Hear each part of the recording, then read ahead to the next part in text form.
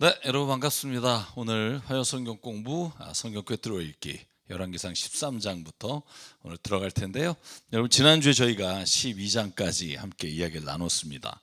여로보암 북이스라엘의 초대 왕이죠. 여로보암이 얼마나 하나님 앞에 죄를 졌는지 그 범죄한 내용들이 너무나 커서 제가 정리를 좀 했고요. 가장 하나님께서 여로보암이 잘못했다고 책망하시고 그 이후에도 꾸준히 여로보암으로 인해 이스라엘의 모든 백성이 죄를 짓게 됐다 한 이유가 뭐냐 하면 단과 베델에 금송아지를 만들어서 예루살렘으로 가서 제사 드리지 못하는 북이스라엘 백성들에게 이 북쪽 땅에도 제사 드릴 곳이 있다. 그렇게 금상을 세우고 이것이 여호와 하나님이다라고 제사를 드리게 한 것, 이것이 가장 큰 죄라고 말씀을 드렸고요. 그래서 오늘 열왕기상 13장의 내용은 뭐냐 하면 이 여로보암이 세운 베델에 있는 그 금송아지 제단을 쌓은 곳에 하나님께서 선지자를 보내는 장면으로 시작합니다. 자, 오늘 한번 본문을 볼까요? 여로보암이 제단 곁에 서서 분향을 하려고 해요. 이제 베델에 자기가 세워놓은 제단에 분향을 하려고 막 하는데 그때 하나님의 사람이 주님의 말씀을 전하려고 유다에서 올라와요. 다시 말하면 예루살렘 성전에서 아마 올라왔을 것 같아요. 그리고는 뭐라고 말하냐 하면 주님께서 이렇게 말씀하셨다 하고 이렇게 외칩니다. 제단아 제단아 나 주가 말한다. 다윗의 가문에서 한 아들이 태어날 것이다. 그 이름이 요시야다. 그가 너의 위에 분향하는 산당의 제사장들을 너의 위에서 죽여서 제물로 바칠 것이며 또 그가 너희 위에서 그 제사장들의 뼈를 태울 것이다. 여러분 요시야가 한참 뒤의 사람입니다. 그죠? 남유다 16번째 왕이니까 어떻게 보면 남유다가 거의 그 멸망하기 얼마 안 남았을 때 그 왕이 20명까지인데 뒤에는 뭐 짧게 지나가니까 그러니까 어쨌든 이 이스라엘 안에 하나님께서 이 모든 제단을 다 불태우고 그리고 갈아버리시는 때가 올 것이다 하는 요시야 예언을 합니다. 여러분 얼마나 열받겠어요. 지금 베델에 국가를 건설해서 여러분 제사를 하나님께 드리고 있는데 많은 사람 앞에서 외치는 거예요. 제단아 제단아. 그러니까 왕에게 뭐라 그러는 게 아니라 제단을 향해서 외치는 거예요. 너 있잖아 그 위에 제사들의 뼈가 태워질 거고 너 위에서 그리고 산당의 제사장들이 제물로 바쳐질 거다. 여러분 그러니까 열받은 여로보암이 손가락질을 하면서 이렇게 외칩니다. 저자를 잡아라. 손을 내밀어요. 그때 그 사람에게 내어뻗은 여로보암의 손이 마비가 돼요. 자, 다시 오므릴 수 없게 된 거죠. 이 장면을 보는 북이스라엘 사람들이 와, 이거 하나님의 선지자가 여로보암이 하는 일을 기뻐하지 않는구나. 하나님이 이 일을 기뻐하지 않는구나. 이렇게 깨달으면 얼마나 좋겠어요. 그러지 않고요. 오히려 아마 이 뒤를 계속 보면 이스라엘 사람들은 이 여로보암으로 말미암아 행한 일들 그리고 여로보암이 행한 죄들을 하나님께서는 그대로 두셨다 하는 생각이 듭니다. 자, 그래서 오늘 열왕기상 13장 말씀을 계속 보면 하나님의 사람한테 여로보암이 이렇게 말합니다. 제발 그대의 주 하나님께 은총을 빌어서 내 손이 회복되게 기도해 주십시오. 저 같으면 안 고쳐줄 것 같아요. 그런데 이 선지자가 주님께 은총을 비니까 왕의 손이 회복됩니다. 그러니까 여러분 여로보암은 뭔가 깨달은 게 있죠. 야, 큰일 나겠다. 이거 잘못하면 내가 죽을 수도 있겠다. 그래서 이 선지자한테 이렇게 요청합니다. 먹을 것을 줄 테니 정말 맛있는 밥을 해줄 테니 우리 집으로 갑시다. 그대에게 피곤도 풀고 선물도 주겠습니다. 여러분 그런데요. 이 배경을 좀 보면 하나님이 유다에서 올라온 선지자한테 이렇게 말씀하신 것 같아요. 너는 그 베델에 가서 예언을 할 때 먹지도 말고 마시지도 말고 머물지도 말라. 그래야 내가 말한 것이 이루어질 뿐 아니라 네가 죽지 않을 것이다. 여러분 이거 사생결단 예언이에요. 만약에 저는 하나님이 저한테 이런 거 시키시면 안 할 것 같아요. 그냥 가서 얘기해라 이거 괜찮은데 안 하면 죽는다 막. 실제로 오늘 여러분 이야기 읽으면 죽잖아요. 그럼에도 불구하고 이 선지자가 하나님의 말씀을 전하고 아무리 여로보암이 선물을 주겠다. 그때 뭐라고 말해요? 당신이 이 땅 당신의 나라의 절반을 준다 그래도 나는 하나님께서 이곳에서는 밥을 먹지도 말고 물도 마시지 말라고 했으니까 나는 다시 돌아갈 겁니다. 그런데 온 길로 돌아가지도 않아요. 왜? 그 안에서 유혹을 받을까 봐. 대단하죠. 베델로 올라올 때 길로도 안 가요. 왜냐하면 내가 마주친 사람들 혹은 이런 것들이 정들이 쌓일까 봐 그런 것 같아요. 그래서 먹지도 않고 마시지도 않고 온 길이 아닌 다른 길로 가요. 여러분, 이 신실한 선지자가 그런데 왜 죽느냐? 그 베델에 있는 늙은 예언자 때문에 죽어요. 같은 선지자들끼리 우리가 일반 장사를 해도 도덕이 있잖아요. 근데 여기 지금 늙은 선지자가 이 신실한 선지자를 어떻게 죽이는지 그 과정이 나와 있는 게 오늘 13장의 마지막 부분이에요. 다 남은 내용은 다 그 얘기입니다. 자, 여로보암이 선물을 주겠다 아무리 유혹을 해도 밥도 안 먹고 돌아가는데 이 이야기를 이 늙은 선지자가 들었어요. 아들로부터. 그러니까 뭐라 그래요? 보고 싶은 거예요. 여러분, 열왕기 하에 보면 그 엘리야가 엘리사 그 제자에게 이제 나중에 하늘로 올라가면서 그 하나님의 권능을 엘리사가 갖는 장면이 나오잖아요. 근데 가는 곳마다 여러분 성경에 뭐라고 되어 있냐면 베델, 여리고, 요단 가는 곳마다 예언자 집단, 예언자 수도하고 있는 친구들이 나타나는 장면이 있어요. 가는 데마다. 그리고 요단강에는 50명이 따라온단 말이죠. 자, 뭘 할 수 있냐면 그 당시에는 예언자가 혼자 활동하지 않았다는 거예요. 우리는 막 예언자가 막 독고다이 혼자서 막 나타나갖고 막 하나님이 이른다 그러고 그냥 없어지고 보통 이런 생각을 하잖아요. 그런데 예언자도 그를 따르는 수련생들이 있고 그리고 예언자에서 공부도 하고 하나님의 예언을 어떻게 받아들이는가에 대한 것들을 함께 공동체를 이뤘다는 걸 알 수 있어요. 그래서 엘리사가 엘리야의 권능을 받을 때 주변에 있는 사람들이 시기하는 마음도 있고 엘리야가 하늘나라로 갔다고 그래서 뭐 시체 찾아서 돌아가는 장면도 다니고 그래서 예언자 집단이 있다는 걸 알 수 있는데 제가 볼 때 이 베델에 있는 늙은 예언자가 어떻게 보면 하나님의 권능을 선포하고 그 재단이 그렇게 무너지는 걸 보고 아마 이 선지자를 좀 만나고 싶다 그런 마음이 있었겠죠. 그런데 여러분 뭐라 그랬어요? 이 신실한 선지자는 돌아가는 길도 왔던 길이 아니라 자기가 오지 않았던 길로 갈 정도로 철저하게 하는 말씀을 지켰다고요. 여러분 그랬더니 이 늙은 예언자가 그 아들을 시켜서 뭐라 그러냐 하면 이렇게 말을 해요. 그러니까 본인이 그 신실한 선지자에게 하나님이 나에게 당신에게 밥도 먹이고 물도 먹이고 당신이 쉬라고 쉬게 해주라고 말씀하셨습니다. 여러분 그러니까요 이 신실한 선지자가 그 마음이 흔들리는 거예요. 자 보실래요? 나도 그대와 같은 예언자입니다. 주님께서 천사를 보내서 나에게 말씀하시기를 그댈 내 집으로 가서 밥도 대접하고 마실 물도 대접하라고 했습니다. 근데 성경은 뭐라 그래요? 그건 거짓말이다. 이렇게 해서 하나님의 사람이 늙은 예언자와 함께 가서 집에서 밥도 먹고 물도 먹어요. 중간에 어떤 일이 일어나요? 식탁에서 밥 먹고 있는데 하나님의 사자가 나타나서 이 늙은 예언자에게 말해요.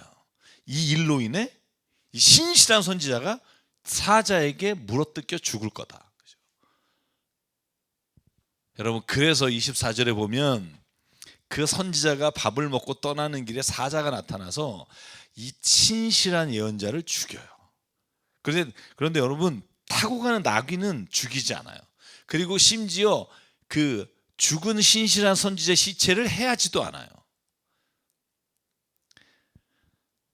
그리고는 죽음은 길가에 버려두고 나귀와 사자가 죽음 앞에 이렇게 있는 거예요.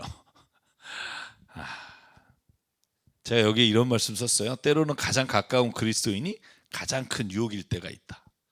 이게 무슨 말일까요, 여러분? 우리 이런 거 있잖아요.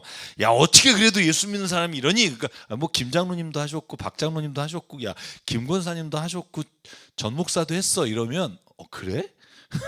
그런 거 있잖아요. 이거 진짜 안 돼. 그러다가 뭐 그러면 어떻게 사니? 뭐 이렇게 때로는 우리가 가장 가까운 그리스도인이 가장 내가 신실하게 하나님 앞에 살아가려고 할 때 유혹이 될 수 있다는 거예요. 여러분 신실한 선지자는요 여로보암의 그 많은 선물도 거절하고 그 수많은 어떤 유혹들을 이겨냈는데 어디에서 무너지냐면 자기보다 나이가 지긋한 예언자가 천사가 나에게 말했다. 야 하나님 그렇게 믿는 거 좋지만 이렇게 하는 것도 괜찮아라고 말하는 것 때문에 이 선지자가 죽어요. 이 장면은 저희에게 많은 것들을 시사해 준다고 생각해요.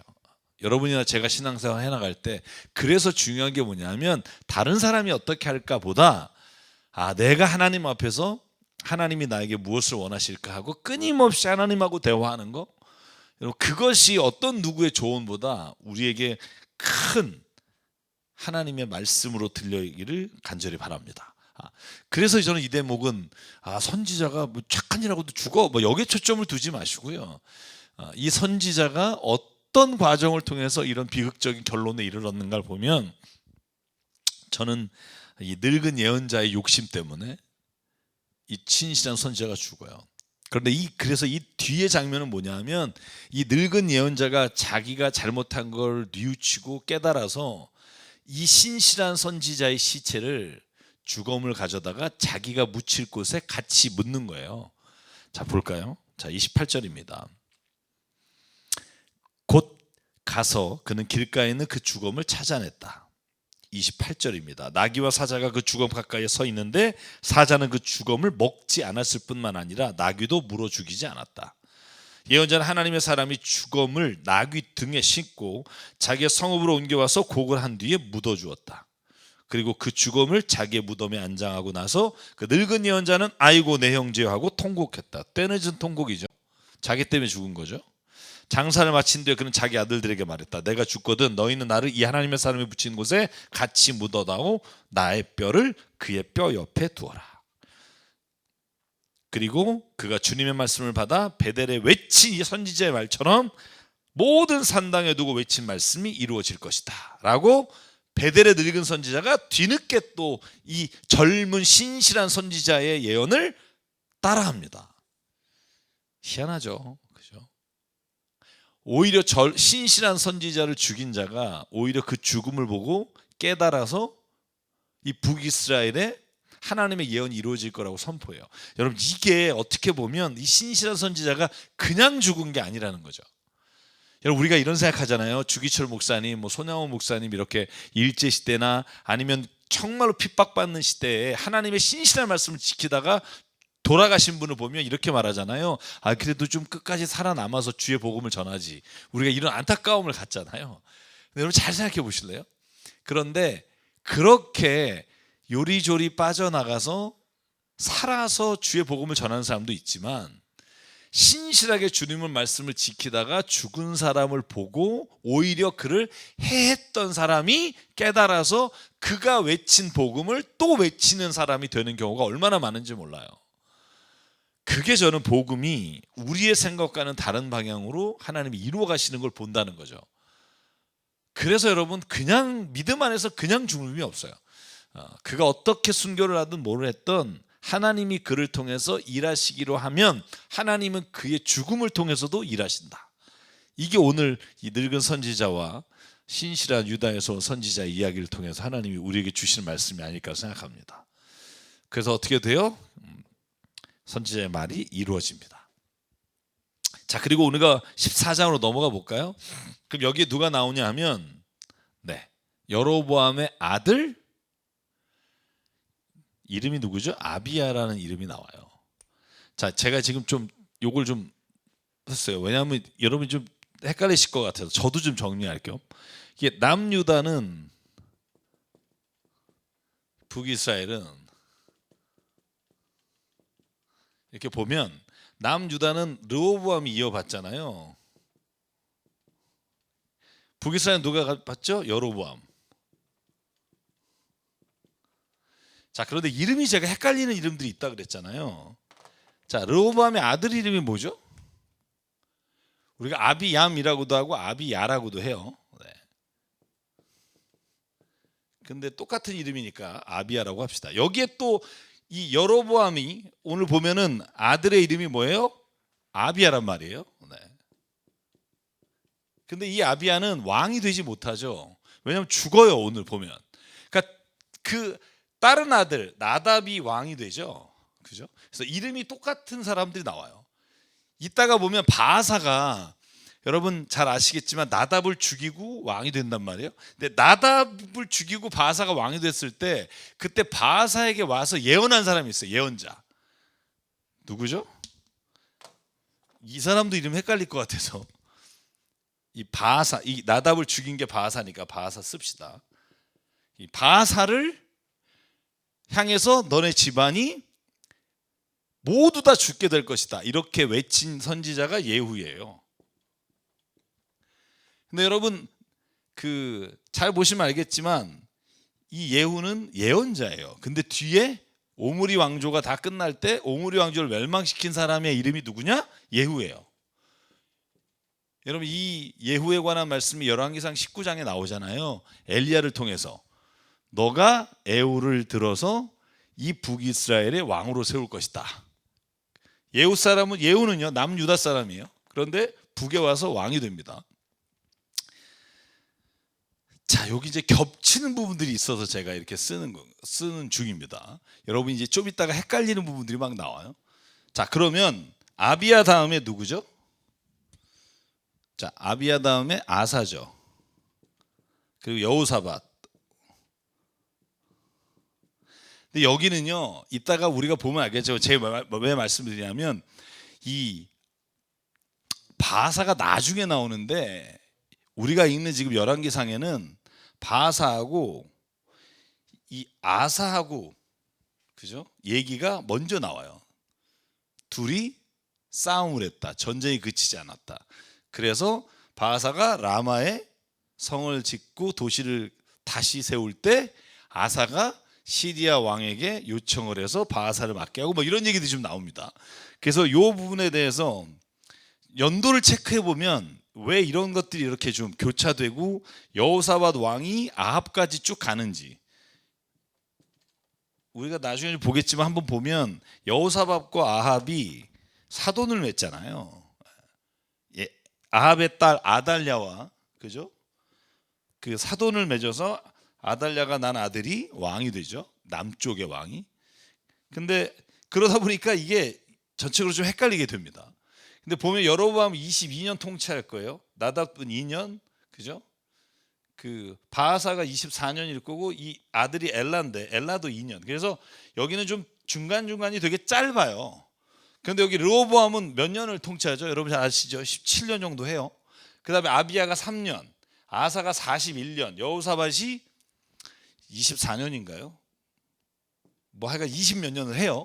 그래서 이 아사 기간과 이 바하사 이쪽에 아합까지 이렇게 아합 직전까지 이렇게 날짜가 연도가 물려 있다는 거. 그래서 여러분 이제 이렇게 왕들이 교차로 나오면 이제 정신이 없어집니다. 누구 왕 몇 년에, 그러니까 남유다 왕 몇 년에 북이스라엘에서 누가 왕이 됐다. 북이스라엘 몇 년에 남유다에서 왕이 됐다. 이런 얘기들은 이제 여러분들이 이제 보시면서 아 이런 족보와 이런 왕권이 이어지는 게 있구나. 하나 더 말씀드리면 북이스라엘은요. 제가 한번 찾아봤어요. 19명의 왕이 어느 지파 출신인가. 나와 있는 사람이 4명 정도밖에 안 돼요. 그러니까 우리가 아는 정도는 누구냐면 여로보암은 에브라임 지파입니다. 그러니까 그 자식이 에브라임이겠죠. 여러분 그런데 그 밑에부터 특히 오므리 왕조는 그 왕이 어느 지파인지 관심도 없어요. 나오지도 않아요. 아합이 어느 지파일까 안 나와요. 심지어 오므리가 외국에서 온 사람일 거다라고 추정할 수 있는 본문들이 있어요. 그러니까 이게 무슨 말이에요? 북이스라엘은 어떤 지파인가도 중요하지 않아요. 왜? 19명의 왕이 모두 다 악하기 때문에 어느 출신이냐 별로 중요하지 않아요. 지금 기껏 나오는 게 바하사가 이사갈이다. 요 정도 나오는 것 같고요. 그 다음엔 아버지 이름도 안 나와요. 여러분 오므리가 전쟁터에서 바하사가 나답을 죽이고 왕이 되고 7일 만에 끝나는 게 그때 오므리가 와서 그죠? 오므리가 와서 죽인단 말이에요. 그죠? 그러니까 사실 이게 여러분 보시면 알겠지만 아버지 이름은 보통 할아버지 이름까지 나오는데 나오지 않는다는 거 여러분이 좀 알면 좋겠고요. 자, 여기 중간에 여기 시무리가 있고 뭐 오무리가 있고 요건 나중에 보도록 하겠습니다. 자, 그럼 한번 다시 가볼게요. 자, 아비야가 병들었어요. 이 아비야는 헷갈리지 마시라고요. 남유다의 왕이 이름이 아니에요. 북이스라엘의 여로보암의 아들. 아주 어릴 때 죽어요. 볼까요? 자, 병이 들었어요. 그런데 여로보암이 믿을 수 있는 사람이 누구예요? 자기 주변에서 자기에게 막 이렇게 간신 떠는 사람? 아니에요. 자기의 귀에 좋지 않은 말을 하는 사람이라도 옳은 사람이 떠올라요. 여러분, 인생을 살다가요, 가머니서라고 최고입니다 이렇게 박수 치는 사람한테 절대로 내 인생의 괴로운 문제를 상의하러 안 갑니다. 왜냐하면 뻔한 얘기 할 거 아니까. 내가 듣기 좋은 소리. 여러분, 그때 누가 떠올라요? 아히야 선지자가 떠오르는 거예요. 아히야가 누구예요? 길에서 만났을 때 여로보암에게 옷을 찢어서 12개의 옷 중에 10개의 지파를 하나님이 너에게 맡길 거다. 왜? 솔로몬이 죄를 졌기 때문에. 아히야가 떠올라요. 그러니까 부인을 혹시 알아볼까 봐 변장을 시켜서 아이에게 보냅니다. 우리 아들이 아픕니다. 그랬더니 아히야가 직격탄을 날려요. 자, 뭐라고 날려요? 8절에 이렇게 말해요. 다윗의 가문으로부터 왕국을 쪼개서 너에게 주었는데 너는 다윗처럼 살지 못했다. 그러니까 아히야가 여러분 여로보암에게 왕권이 임하게 될 거다라고 말할 때는요, 잘 기억하십시오. 하나님이 여로보암에게 기대하셨다는 거예요. 여러분, 사울이 왕이 될 때도 하나님이 사울이 이렇게 될 텐데 왜 왕을 시켰나 우리 이렇게 말하지만, 하나님은 사울이 자기의 인생에서 하나님의 신실한 종이 되기를 원하셨다는 거예요. 여러분, 제가 늘 말하죠. 하나님의 섭리와 인간의 의지가 합쳐졌을 때 하나님의 역사가 일어나요. 물론 인간이 자유의지로 하나님의 역사에 순응하지 않아도 하나님은 이 사람이 아닌 다른 것으로도 하나님의 일을 이루어 가시는 분이에요. 여러분, 그 고백이 어디에 나와요? 에스더에 나오잖아요. 모르드게가 에스더가 왕에게 나가지 않는다면 이렇게 말하죠. 네가 안 나가면 하나님은 돌들을 들어서라도 이 일을 이루실 거다. 그런데 너는 그 하나님의 일에 쓰임받지 못한다는 거죠. 오늘 그래서요, 여로보암에게 아히야가 아주 차갑게 얘기합니다. 9절, 너는 너보다 앞서 있는 모든 왕들보다 더 악한 일을 했기 때문에 다른 신들을 만들고 우상을 부어 만들고 하나님을 경노시켰기 때문에 10절, 여로보암 가문에 재난을 내리겠다. 여로보암 가문에 속한 남자는 종이거나 자유이거나 가리지 않고 이스라엘 가운데서 모두 끊어버리겠다. 마치 사람이 쓰레기를 깨끗이 쓸어버리듯이 여로보암 가문의 사람을 하나도 남기지 않겠다. 그래서 누가 그 일을 이루어요? 바아사가. 그죠? 그 아들 나답 때 바아사가 완전히 지파를 멸절시켜버려요. 자, 그래서 제가 여기다 뭐라고 썼어요? 복과 저주는 동전의 양면이다, 이런 말 했어요. 여로보암이 10개의 지파 북이스라엘의 왕이 되는 건 축복이에요. 이거보다 더 큰 복이 어디 있겠어요? 그런데 그 복이 그가 하나님의 뜻을 따라 살지 않을 땐 저주가 되는 거예요. 차라리 여로보암이 이스라엘의 왕이 되는 그 복을 누리지 않았다면 이렇게 비참하게 온 집안이 멸절되는 저주를 경험하지 않았을 거예요. 여러분, 그래서 어떤 좋은 일이 있을 때 늘 조심하십시오. 그 일이 내가 정말 그 복을 복으로 여기지 않으면 하루아침에 그 복이 저주가 될 수 있어요. 인생지사 세옹지마 이런 말 있잖아요. 여러분, 그게 무슨 말이에요?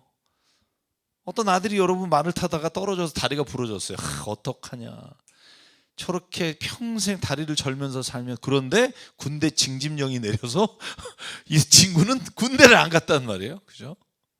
그러니까 우리가 한 치 앞을 모르는 인생이에요. 그러니까 이게 복이 될지 저주가 될지. 그래서 오늘 하나님이, 저는 이 여로보암의 인생을 통해서 우리에게 말씀하신 것을 듣게 돼요. 우리가 인생에서 하나님이 주신 복을 내가 나의 삶의 욕심으로 말미암아 저주로 만들지 말자. 여러분, 그래서 그 다음에 어떤 얘기가 나와요? 여로보암으로 인해서 이스라엘의 모든 백성이 죄를 짓게 됐다는 거예요. 그런데 여러분, 12절부터 14절에 정말 제가 이번에 깨달은 말씀이 있어요. 그게 뭐냐면, 자, 아히야라고 하는 아들이 병이 걸려 갔잖아요. 근데 죽을 것이다 뿐만 아니라 모든 예언을 하는데, 그런데 보실래요? 여로보암 가문에서 그 아이만, 누구예요? 아비야를 얘기하는 거예요. 그 아이만 주 이스라엘 하나님 보시기에 착하게 살았어요. 여러분, 착하게 살면 장수하게 해야죠. 착하게 살면 왕이 되게 해야죠. 이게 우리가 생각하는 거잖아요. 근데 여기 성경에 저는 이런 본문이 있다는 걸 오늘 처음 봤어요. 죄송한데 제가 이 본문을 성경을 읽는다고 하면서도 이 본문을 오늘 읽으면서 얼마나 제가 인생에서 깨달은 게 있는지 몰라요. 자, 착하게 살았으므로 어떻게 말해요? 여로보암 가문에 속한 사람 가운데 그 아이만 제대로 무덤에 묻힐 거다. 그리고 죽어요. 자, 여쭤볼게요. 이게 복일까요? 저주일까요? 여로보암, 나답, 그리고 그 친척 일가가 다 바하사에 멸절된단 말이에요. 근데 성경이 뭐라고 말하냐면 병들어서 시들거리다 죽었어요, 아비야가. 근데 성경 뭐라 하면 하나님 보시기에 그 아이만 착해서 그 아이만 무덤에 묻히고 나머지는 무덤에 묻힐 수 없었다는 거예요. 저는 하나님 앞에서 이 말씀을 우리가 좀 기억했으면 좋겠어요. 그 다음에 보면 이래요. 주님께서 이스라엘 다스릴 또 하나의 왕을 세우실 텐데 그가 여로보암의 가문을 끊어버릴 것이다. 자, 제가 여기 뭐라고 썼어요? 아들 아비야가 죽은 이유는 죄를 져서도 아니고 하나님 보시기에 악해서도 아니라 하나님 보시기에 착하기 때문에 하나님이 그를 먼저 데려가서 온전히 무덤에 묻힐 수 있게 해주셨다. 여러분, 이런 신앙 고백을 가질 수 있을까요? 쉽지 않죠? 그죠, 목사님? 이런 본문이 나 있는 거 처음 알았어. 정말 미안한데. 그래서 여러분, 그냥 그런 생각해봐요. 우리가 보는 것과 우리가 생각하는 복과 하나님이 보시는 복은 진짜 다를 수 있겠다. 우리는 이 땅에서 부유하고 오래 살고 그리고 명예를 얻는 것이 하나님이 주시는 축복이라고 생각하는데, 오늘 이 아비야라고 하는 아이를 통해서 하나님이 우리에게 말씀하시는 게 뭐냐면 오래 살고 돈을 벌고 장수하고 예를 들어서 명예를 얻는 것이 아니라 하나님이 진짜 사랑하기 때문에 거기에서 건져내셔서 그 세상의 더러운 곳에서 건져내셔서 그를 하나님의 사람으로 오늘 세상을 떠나게 해주셨다는 거죠. 여러분 속으로 이런 분이 있을 거예요. 이게 뭔 복이에요? 뭐 이러면서, 그죠? 영원한 나라를 믿는다면. 제가 늘 말해요. 만약에 우리 그리스도인에게 이 영원한 나라에 대한 소망이 없다면 이 땅의 것이 모든 것이라면 사도 바울의 고린도서 15장에 말한 게 맞아요. 우리가 제일 불쌍한 사람이다. 궁극적으로 여러분 그게 우리 안에 없다면 이런 모든 설명이 아무 의미가 없어요. 진짜 미안하지만 뭐 그런 분도 있을 거예요. 아, 그래도 뭐 이 세상에서 더러운 꼴 안 보고 일찍 가니까 좋지 뭐 이렇게 세상적으로 푸는 분이 있을지 모르겠어요. 근데 성경은 그렇게 말하지 않아요. 여러분, 다윗의 아들이 밧세바를 범죄하고 낳았잖아요. 그때 사실 그 문제 앞에서 이 문장을 제가 못 봤단 말이에요. 왜 아빠 죄 때문에 애가 죽지? 근데 저는 한편으로 그렇게 생각하는 거예요. 그 아이가 죄가 있어서 그를 데려가신 게 아니라 다윗의 고백처럼 하나님 앞에서 이 세상에서 여러분 부정하게 태어난 아이라고 하는 낙인을 찍고 살아가지 않게 하시는 은혜일 수도 있겠다. 저 혼자 그런 생각을 해봤어요. 이번에 그 아이의 죄 때문이 아니라 그 아이가 싫어서가 아니라 하나님이 어차피 우리를 영원한 나라에 데려가실 때 그 아이를 데려가시는 것이 그가 하나님 보시기에 착하기 때문일 수도 있겠다. 여러분, 까라마조프 형제들이란 책에 보면 거기서 이런 그 재판받는 장면이 나와요. 여러분 잘 아시겠지만 그 아버지를 누가 죽였는지에 대해서 그 추적하는 과정에 사실은 형 이반이, 제일 큰 형이 이복 동생, 그러니까 배다른 동생 중에 정신이 조금 정신 연령이 낮은 지체 그 이복 동생을 아버지에 대한 혐오감과 아버지에 대해서 아주 막 악한 감정이 들도록 계속 주입해서 결국 그를 사주해서 죽게 만들잖아요. 그때 여러분 법정에서 유명한 그 이야기가 나오는 게 뭐냐면 하나님이 진짜 살아계시다면 어린아이를 길거리에서 차이치어 죽게 하시겠니? 진짜 하나님이 이런 신정론에 대한, 하나님이 살아계시다면 이 땅에 왜 악이 있는가에 대한 그 긴 그 장면이 나옵니다. 저는 오늘 이 이야기가 오늘 저에게 참 개인적으로 많은 생각을 하게 해주는 장면이었고, 여러분도 한 번 더 인생에 있어서 진짜 복이 뭔지를 생각해보는 기회가 됐으면 좋겠습니다. 자, 그래서 이 여로보암의 아들 아비야는 죽고 그래서 세운 왕이 누구냐? 나답이에요. 자, 한번 보실까요? 그 아내가 집에 들어갈 때 그 아이가 죽어요. 슬피 울며 장사를 지내고 아히야의 예언대로 다 이루어집니다. 그리고 여로보암은 22년 동안 통치를 하고 나답이 뒤이어 왕이 됐는데 나답은 더한 죄를 졌다. 이렇게 나와요. 자, 그리고 나서 이 성경이요. 자, 열왕기상은 좀 복잡해요. 역대상은 깔끔해요. 왜? 북이스라엘의 왕이 안 나와요. 그러니까 우리나라 보면 조선왕조실록이에요. 그냥 조선왕이 누군가 이렇게 쭉 나오는 거고, 역대상하는 이스라엘이 아니라 남유다의 왕만 나오는데, 이 열왕기상하 읽다 보면 여러분 우리가 그래서 헷갈려요. 그래서 여기서 또 누가 나오냐면 나답 이야기가 쭉 나오면 얼마나 우리가 이해하기 쉽겠어요. 그런데 나답 이야기하다가 이쪽으로 가요. 갑자기 이제 르호보암 왕이 나와요. 그러니까 여러분 이거 보시면서 이제 남쪽 얘기예요. 르호보암이 왕이 됐어요. 자, 근데 하나님 보시기에 악해요. 더 악해요. 자, 왜 그럴까요?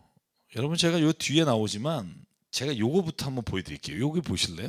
여기 26절에 보면 르호보암의 엄마는 이스라엘 여인이 아니에요. 암몬 여자예요. 뭘 알 수 있어요? 솔로몬이 1000명의 후궁과 첩을 뒀잖아요. 르호보암은 하나님의 자녀, 다시 말하면 하나님이 선택하신 환경 안에 자란 애가 아니라 엄마 암몬에서 온, 여러분 암몬이 우리가 몰렉이라고 부르잖아요. 밀곰이라고도 부르는 그 신을 섬기는 아이란 말이에요. 엄마한테 어떤 영향을 받았겠어요. 그러니까 이 위에 뭐라고 돼 있어요? 심지어는요, 아세라 목상을 산당을 짓고 남창들을 신전에 두고, 그리고 주님께서 그들 앞에 내쫓으신 그 혐오스러운 관습을 그대로 했다는 거예요. 그게 뭐예요? 몰렉이죠. 아들을 태우는, 죽이는 거겠죠. 자, 왜 그랬을까요? 솔로몬이 여인을 좋아해서 이방 여인들과 그 신전과 우상을 다 들여온 결과가 르호보암이에요. 자, 르호보암이 하나님 보시기에 더 악해요. 여러분, 그러니까 어떻게 돼요? 르호보암이 통치를 하고 그리고는 아들에게 물려주게 됩니다. 자, 그 아들이 누구냐? 오늘 15장 넘어가 볼게요. 아비야예요. 자, 이 아비야가 다르다는 거 아시겠죠? 이제 여러분 헷갈려요. 아까 죽었는데 또 나만 막 이런 분 있어요. 아까 죽었는데 왜 오늘 여기 또 왕이 되지? 막 이러면, 야, 이름이 똑같아요. 네, 그러니까 그렇게 제가 말씀드린 걸 이해하시면 되고요. 자, 그래서 3년 동안 예루살렘을 다스렸어요. 그런데요, 아비야는 그의 아버지가 지은 죄를 모두 따라했어요. 자, 4절에 보면 15장. 그러나 주 하나님께서는 다윗을 생각하셔서 예루살렘에다가 한 등불을 주시고 그의 뒤를 이을 아들을 세우셔서 예루살렘을 굳게 하셨다. 그죠? 그 뒤를 이을 아들의 이름이 뭐죠? 아사예요. 아사는 하나님 보시기에 신실한 왕, 41년을 통치했어요. 하나님 보시기에 깨끗하다 이렇게 표현을 해요. 자, 아마 두 번째로 길게 다스린 왕이 아닐까. 첫 번째가 므낫세, 가장 악한 왕이 가장 오래. 참 이상하죠. 아이러니합니다만. 자, 그래서 나답은 3년 통치하고 죽습니다. 나답은 한 일이 그거밖에 없어요. 우상 숭배다 죽은 거. 그게 기록된 모든 거예요. 네. 저는 근데 이 4절부터는 어떤 이야기냐면 다윗에 관한 이야기예요. 제가 왜 위에 제목을 뭐라 그랬죠? 다윗 때문에라고 해놨어요. 제가 그냥 타이틀을 뽑는 거예요. 왜 그러면 하나님이 르호보암이나 이 모든 악한 왕들에도 불구하고 그 왕권을 주셨을까? 성경이 말해요. 다윗을 생각하셔서요. 왜냐하면 다윗은 밧세바를 범한 것 외에는 우리아의 사건 외에는 평생 동안 주님의 명령을 어긴 일이 없다. 이게 다윗에 관한 하나님의 관점이에요.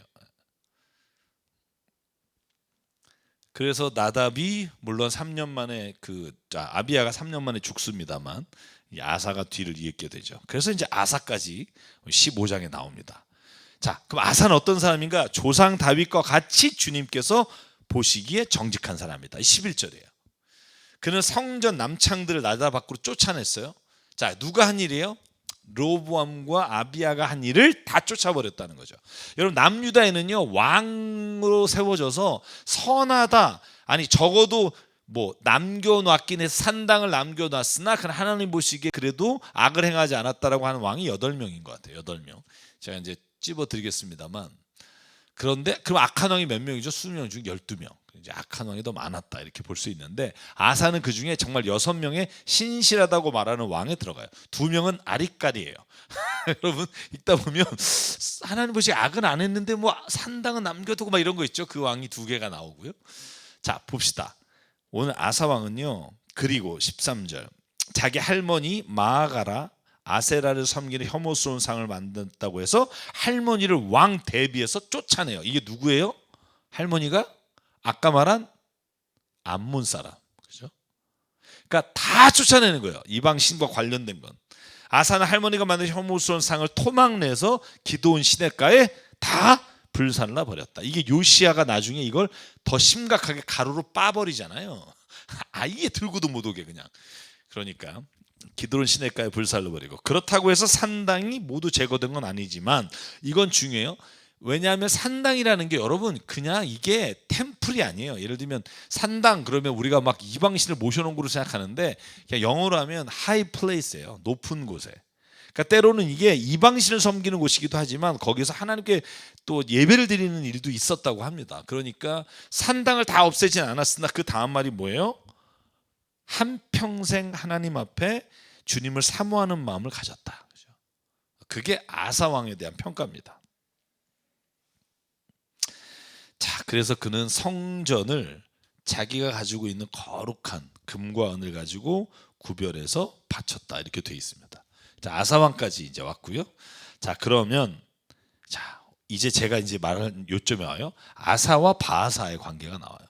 근데 재미있는 건 뭐냐면, 제가 여기서 헷갈리지 말라는 건 바아사가 나답을 죽였다는 얘기가 뒤에 나와요. 무슨 얘기인지 아시겠죠? 그러니까 바아사와 아사, 지금 아사 얘기하고 있잖아요. 그러니까 아사 왕 때 바아사와 안 좋았던, 바아사가 남유다를 공격하고 이 이야기가 나오는 이유는 바사가 나답을 죽이기 전에 지금 왕이 된 거잖아요 지금. 그러니까 아사 이야기를 하면서 바아사 이야기가 나와서 그래요. 헷갈려하지 마시고, 어떤 이야기냐, 아사와 바아사는 살아있는 동안 전쟁이 많았다는 거예요. 왜? 41년 24년 통치했으니까 겹치는 기간 동안. 자, 그런데 어떤 일이 있었냐 하면, 바아사가 남쪽 예루살렘에 자꾸 북쪽 사람들이 가는 거예요. 아까 베델 쪼개졌죠, 산당. 그러니까 그걸 보고 예루살렘에서 예배드리겠다 이런 사람 있지 않았겠어요? 그건 저 혼자 생각이에요. 여기에 나오지 않아요. 그러니까 자꾸 남쪽으로 내려가. 그러니까 어디를 사요? 어디를 건축해요? 자, 제가 보여줄게요. 라마를 건축해서, 성경에 뭐라고 나와요? 라마를 건축해서 북사람이 남쪽으로 내려가지 못하게 했다. 그 말이 나오는데 보시죠. 자, 라마를 어느 누구도 유다 왕 아사에게 왕래하지 못하게 하는 거예요. 근데 왕에게 왕래하지 이런 누가 있겠어요? 평민이 뭐 여러분 이스라엘 백성이 왕 만나러 가겠어요? 남쪽에 가서 제사를 못 드리게 하려면 그 예루살렘과 북이스라엘 중간에 있는 라마라고 하는 곳. 여러분 라마가 어디예요? 사무엘이 거처했던 곳이잖아요. 그죠? 여기가 여러분 그 에브라임 지파에 속한 땅이다 이렇게 돼 있잖아요. 자, 그래서 라마를 건설해서 예루살렘으로 못 날아가게 하려고 했는데 이걸 아사가 안 거예요. 그러니까 아사가 알고 어떻게 해요? 자, 보십시오. 이 위에가 그 아람이라고도 하고 우리가 지금 시리아라고 하는 곳이에요. 다마스커스 쪽. 그쪽이 아무래도 어디랑 친하겠어요? 남쪽하고 친하겠어요? 북쪽하고 친하겠어요? 북쪽이랑 친하겠죠. 거리상. 이 호숫가를 두고 갈릴리호수를 두고 접경에 있으니까. 그래서 이 북쪽 시리아가 이 이스라엘과 친하단 말이에요. 그러니까 바하사가 있는 요 나라랑 친하니까 이 등에 업고 지금 남쪽 유다를 괴롭히는 거예요. 그러니까 아사가 어떻게 해요? 성전에 있는 금과 은을 가져다가 시리아에 갖다 줘요. 자, 한번 18절 보실까요? 15절. 아사는 이렇게 되어 있죠. 주님의 성전 창고와 왕실 창고에 있는 모든 은과 금을 모아서 신하들의 손에 들려줘서 다마스커스에 있는 시리아의 벳하닷, 굉장히 유명한 왕입니다. 베나닷에게 갖다 주고 뭐라고 말해요? 북쪽과의 인연을 끊어 주십시오. 우리를 도와주십시오. 이 라마에 가서 바하사 군대를 좀 물리쳐 주십시오. 그렇게 요청을 해요. 그러니까 베나닷이 아사의 청을 들어서 라마로부터 이 바하사와 군대를 다 쫓아내 버립니다. 여러분, 이 말은 뭐냐면 앞에도 있는데 제가 뺀 부분이 뭐냐면 여로보암과 르호보암도 전쟁이 계속됐더라, 이런 말이 있어요. 그러니까 남과 북은 끊임없이 싸우고, 그래서 뭐가 문제였는 줄 아세요? 외세의 도움을 받았다는 거예요. 여러분, 왜냐하면 자기네들끼리 전쟁을 할 때 주변의 나라와 연합해서 싸우니까, 그랬을 때 손해를 보는 건 남과 북이라는 거예요. 외세는 그 전쟁에 껴서 돈만 벌고. 여러분, 미국이라는 나라가 왜 성장하는 줄 아세요? 제1차 세계대전 때 어느 편에도 끼지 않고 양쪽에 군수물자 팔아서 그때 확 성장했잖아요. 그래서 20세기 초에는 미국이 강대국으로 들어선단 말이죠. 그러면서 2차 세계대전 때는 미국이 주도적인 역할을 해요. 그래서 어떤 일이 일어나요? 안타까운 일이지만 독일에 들어가서 러시아와 미국이 같이 승리를 거둬서 독일을 반으로 쪼개서 나눠서 통치하잖아요. 우리 대한민국에 들어와서 우리 한국당에 우리 소련과 미국이 같이 들어와서 딱 반쪽 쪼개잖아요. 그런 일들을 하는 게 누구냐? 강대국이라는 거예요. 그러니까 강대국 중에 좋은 나라, 나쁜 나라, 여러분 이런 개념으로 생각하면 안 되고, 우리끼리 싸우면 주변의 나라들에게 요청을 하기 때문에 편을 갈라서 우리는 다 손해봐요. 강대국과 외세에 도움을 청해서 도움을 받은 나라 중에 여러분 손해보지 않은 나라가 없다는 걸 기억해야 돼요. 그러니까 우리가 통일을 이루자는 거잖아요. 그죠? 우리가 외세로부터가 아니라 우리끼리 하자. 그런데 지금 우리가 그렇게 못하는 건 서로 못 믿으니까. 우리의 우방이라고 여기는, 또 북한의 우방이라고 여기는 나라를 끼고 이 힘을 빌어서 지금 싸우는 거잖아요. 그랬을 때 이 이스라엘의 비극이 뭐냐 하면 계속해서 외세 침략을 받아요. 여러분, 나중에 이스라엘이 멸망할 때도 아시리아가 북쪽을 침략하고 바벨론이 지금 남쪽을, 유다를 넘어뜨리잖아요. 근데 이 과정 중에 다 이집트와 아시리아와 바벨론에 여기 붙었다 저기 붙었다 해서 다 손해보는 게 누구예요? 이스라엘이에요. 그렇죠? 그러니까 여러분, 이걸 보면서 느끼는 게 있죠. 어느 나라도 전적으로 우리 편이다가 아니라 그들의 이익이 되니까 우리를 돕는 거다라고 생각하면 가장 중요한 게, 저는 우리가 먼저 하나가 되는 게 중요하지 않나, 이런 생각을 해봐요. 자, 그래서 20절에 보면 베나닷이 아사 왕의 청을 받아들여서 이스라엘 성읍을 치려고 군사령을 보냈더니 어떻게 돼요? 바하사가 톡 껴요. 도망을 갑니다. 자 보시죠. 자, 이제 나중에 그래서요, 여러분, 아사 왕이요, 바하사가 물러난 다음에 라마에 있던 건축 자재물을 가지고 미스바와 게발을 다 건축해요. 도시를 세워요. 그죠? 그래서 바하사는 내려와서 남쪽 내려오려다가 오히려 군수물자만 주고 떠났어요. 자, 그게 이제 우리 지금 21장부터 나와 있는 거예요. 바하사는 이 소문 듣고 건축을 멈추고 다르사, 원래 있던 지역이죠, 다르사로 거처를 옮겼어요. 그러고 나니까 라마에 건축할 때 쓰던 돌과 목재를 가져다가 뭐해요? 베바와 미스바를 보수해요. 아사 왕이. 그렇게 되는 거죠. 자, 그리고 나서 23절, 이 아사의 나머지 행적은 유다 왕 역대 지략, 지금 존재하지 않습니다. 있으면 얼마나 좋을까 비교해 볼 수 있는데 없고요. 자, 그래서 그들은 다윗성의 조상들과 함께 묻혔다. 그 뒤를 이어서 누가 됐느냐? 여호사밧이 됐다. 여호사밧이 굉장히 또 하나님 보시기에 기쁜 왕이잖아요. 하나님 보시기에 정말 선한 왕. 그런데 하나 아쉬운 게 뭐냐? 아합과 사돈을 맺어서 그 죄를, 또 아람과 전쟁도 같이 치르잖아요. 이 베나닷이 여기선 도와줬는데 여호사밧은 또 북쪽하고 붙어서 베나닷과 전투를 해요. 근데 이게 잘한 짓이냐? 그렇지 않아요. 왜냐하면 북이스라엘에 아합이 뭔가 그가 가지고 있는 욕심에 따라서 이 전쟁을 치르고 있다는 걸 나중에 보게 될 거고요. 어쨌든 그래서 이제 여호사밧이 왕이 됐다. 그리고 나서 또 15장에 보면 나답 이야기가 나와요. 헷갈리죠, 이제. 여기서 이제 바하사가 누군가가 나와요. 앞에서는 그냥 바하사 이름만 나와요. 도대체 바하사 갑자기 왜 뜬금없이 나오지? 그런데 이 뒤에 이제 북이스라엘을 설명하는 장면에 이제 바하사가 누군지 나오는 장면이에요. 자, 보시죠. 유다왕 아사왕 제2년. 자, 아사왕 2년에 이제 나답 이야기가 나오는 거예요. 여로보암의 아들 나답이 이스라엘 왕이 됐어요. 근데 2년 통치했잖아요. 그러니까 아사왕 4년까지 하고 5년에 바하사가 왕이 됐겠죠. 어떻게 왕이 됐느냐? 자, 이사갈 가문의 바하사가, 이렇게 지파가 나오는 게 몇 명 안 된다 그랬죠. 자, 바하사가 반기를 들었어요. 왜냐하면 죄를 지니까. 근데 여러분 이런 거 있죠. 똥 묻은 개가 못 묻은 게 뭐라 그런다고. 바하사가 지금 나답한테 죄 졌다고 말할 처지가 아니에요. 그죠? 군대 절반을 가지고 있던 바하사가 반기를 듣고 오히려 나답을 죽여버립니다. 그래서 유대의 왕이 됐는데 일주일도 안 돼서 바하사도 이제 이 뭐랄까요, 그 죽게 되는데, 죽진 않죠. 바하사가 나답을 죽이는데 이 바하사가 더 악한 왕이에요. 희한하죠. 어떻게 이렇게 더 악해질 수가 있을까 하는 생각을 합니다. 자, 그래서 29절은 뭐냐 하면 아히야가 여로보암에게 예언했죠. 너네 집안에 씨도 안 남고 다 죽을 거다. 그래서 아까 말했죠. 아비야, 여기 아비야는 여로보암의 아들 아비야, 일찍 죽은 아들. 그 아들이 하나님 보시기에 선함으로 무덤에 장사될 수 있었다라고 말한 이유가 뭐냐면 이거예요. 자, 여로보암의 가문을 쳤는데 숨 쉬는 사람은 누구든지 하나도 남김없이 모두 전멸시켰다는 거예요.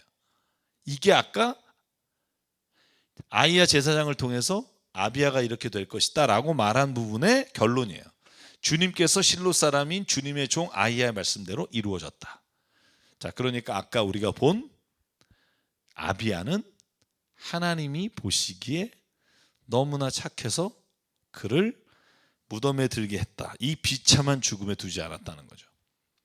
자, 오늘 15장까지밖에 못하겠네요. 자, 그래서 바하사의 통치와 죄악을 그다음에 마지막에 한 절 보고 15장까지만 오늘 하겠습니다. 자, 그럼 바하사는 어떤 사람이냐? 바하사도 비슷해요. 바하사도 24년 통치하면서 그가 한 일이라고는, 자, 여로보암이 자기만 죄를 지은 게 아니라 이스라엘까지 죄를 짓게 했는데, 바하사는 또 어떤 일을 했냐면 이스라엘 왕이 돼서 24년 통치하는 동안 주님께서 보시기에 악한 일을 행하고 여로보암이 걸은 길을 그대로 걸었고 이스라엘에게 죄 짓게 하는 대로 그대로 따라 지었다. 뭐예요? 배운 대로 했다는 거예요. 통치만 자기가 가져왔지. 그래서 바하사도 결국 엘라라고 하는 아들에게 물려줬다가 2년 통치하고 또 싸그리 시므이한테 죽는단 말이죠. 자, 그래서 그 예언에 관한 말씀, 바하사가 완전히 멸망할 거다. 이 16장에 예후라고 하는, 이건 예언자 예후입니다.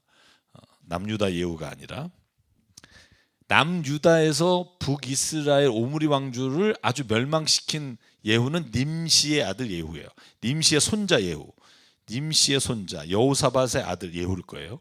근데 여기는 지금 다른 예후죠. 여기는 그 예언자 하나니의 아들 예후. 뭐 이건 알 필요는 없고요. 어쨌든 그런 그 다른 사람이다. 이걸 말씀드리고, 마지막 제가 드리고 싶은 말씀은 성경은 여로보암이 자기만 죄를 지은 게 아니라 이스라엘까지도 죄를 짓게 했다. 이 말은 뭐냐면 본대로 행하게 되고 통치자가 누리는 그 쾌락을 다른 통치자가 물리치고 똑같이 따라하는 게, 이게 우리가 말하는 환경을 통해서, 상황을 통해서 전개되는 죄의 유전성이다. 이렇게 말하는 거죠. 여러분, 죄는요, 제가 이런 얘기 한번 드린 적이 있죠. biological, 그러니까 생물학적으로 전이가 될까? 예를 들면 엄마의 뱃속에서 나올 때 엄마의 죄가 우리에게 전이 된다, 이런 생각 우리가 많이 하잖아요. 그런데 environmental, 그러니까 환경적으로 우리가 죄의 영향력 안에 있는 사람으로서 그 죄의 영향을 받는 것이, 어떤 것이 둘 중에 클까? 저는 둘 다가 영향을 끼친다고 봐요. 이건 왜냐하면 우리가 성경적으로 창세기 3장에서 우리가 죄가 유전되는 부분도 있다라고 여겨져요. 왜냐하면 우리가 보면 우리의 DNA가 우리의 죄를 인식하잖아요. 저는 우리의 모든 걸 인식한다고 봐요. 행동 습관 그리고 나쁜 것에 대한 쾌락적 습관을 이제 우리가 이어받고 동시에 이걸 자극하고 확장해서 재생산하는 게 뭐냐? 환경적 요인이죠. 그러니까 이 두 가지가 자녀 교육이나 우리가 살아가면서 다 중요하다는 거예요. 성경 계속 말해요. 여로보암이 자기만 죄를 진 게 아니라 이스라엘까지도 죄를 짓게 했다. 이게 계속 반복돼요. 그러면 이건 성경은 그렇게 말하는 거죠. 눈에 보이는 것을 따라 살 확률이 크고 그것이 이스라엘을 전적으로 타락시키게 됐다. 그래서 리더가 중요한 이유도 거기에 있다라는 거죠. 자, 오늘 15장까지 오늘 말씀을 나눴고요. 저희가 다음 주에 16장부터 또 들어가 보도록 하겠습니다.